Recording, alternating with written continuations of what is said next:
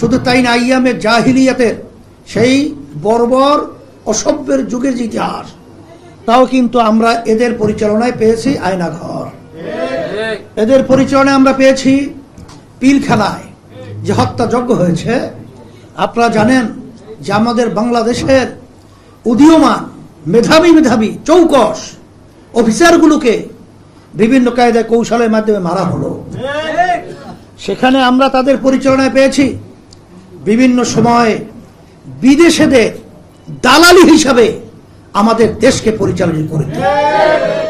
কথা বেশি লম্বা না করে আমি সংক্ষেপ বলবো এতটুকুই, এই যে অবস্থানগুলো তৈরি হলো এর পিছনে কারণ হলো আল্লাহ রাব্বুল আলামিন আমাদেরকে সৃষ্টি করেছেন।